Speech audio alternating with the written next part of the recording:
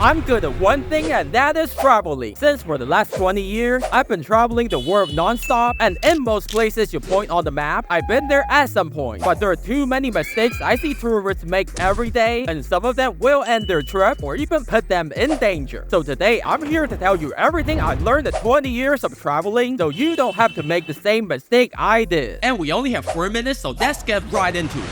And the first lesson is to always bring a pen. Even though everything is digital nowadays, most developing nations still need you to fill out paperwork before letting you in. And you wouldn't believe how many airports don't even have computers and still do things the manual way, with hundreds of tourists waiting in the line, but they only have 2 functional pens. So do yourself a favor and remember to bring your own. And it doesn't take a lot of space in your luggage anyway. The second lesson is even crazier, which is to print out your visa and hotel info and have them readily available. There are 2 biggest reasons for this. The first one is if the immigration officer sees you as suspicious, whether you're entering a country for the first time, you look like you're here to work instead of travel, or they just don't like you for whatever reason, they will want to check your purpose to be here, and many times, the prints with my hotel info and travel itinerary were what helped me convince them, just like that one time in Australia where they almost didn't let me in until they saw I already booked hotels for the next week. The second reason is for stuff like getting a local SIM card, checking into hotels, or even at a money exchange. Many countries, due to their regulations, need to check your visa or flight info. And the reason you want to print them out instead of storing everything in your phone is because some places are a bit complicated, and once you hand over your phone, they may not give it back. That literally happened a couple of times, and it was scary. Just like the next lesson, which is people will try to scam you because you are a tourist. Even if they speak your language, or even if you speak the local language, it doesn't matter. Not everyone will do, but a study from 20 years ago says 4% of people in the world have no conscience. And in my decades of traveling, about 5% of people you see will try to scam you. The common scams are taxi scams, where they charge you several times more, or shopping scam where they don't have a price tag, and you need to pay way more than the locals. My personal way of dealing with this is to know roughly how much something costs so you know you're being scammed. And when taking a taxi, I would go to a taxi stand with tons of drivers and just yell where I want to go and how much that would cost. So even if some are planning to scam you, the rest wouldn't. But the worst can still happen even if you're being careful. So I began to include the cost of being scammed into my overall travel budget, especially in developing countries. But another thing you have to look out for, especially in those developing countries, is checking the reviews from other foreigners or tourists before going to a restaurant or picking a hotel. And the reason for that is because some places don't like foreigners. Sometimes it's regulation where they can't legally accept foreign customers, and sometimes they just don't like you. Another thing is that for safety and personal hygiene, the locals and tourists often have very different levels of tolerance. So some hotels may be clean for the locals, but they won't be clean enough for you. And the same for the food and water quality in a restaurant. So for your first time visiting a country, it's safer to go to places already recommended by your fellow travelers. As well as lesson number 5, which is not bringing too many valuables when traveling, because most hotels don't have a safe, or the safe is broken. Most travelers I know take their passports and wallet with them, but please be sure to keep them somewhere difficult for people to snatch, like in a pocket closer to your body, and put your hand over your bag. And lesson number 6 is mostly for male travelers, which is 1 pair of underwear is pretty much enough. I love to have 1 for indoors and 1 for outdoors, and you can wash them if dirty. And your pajamas can also be your gym or jogging outfit to reduce the clothes you have to carry. But nothing will be more important than lesson number 7, which is your trip already starts before you board the airplane. That means in order to be 100% ready for your upcoming trip, you might have to sleep early, eat super healthy, and work out enough just to make sure your body will be ready for the trip. Otherwise, what's the point of going on a vacation if you're going to spend the entire time being tired or sick? And hopefully you learned something from me and will now enjoy your next trip. But there are still too many things you don't want to do or say in countries like Australia, which is just crazy for anyone going there for the first time. And you can click on the video right now.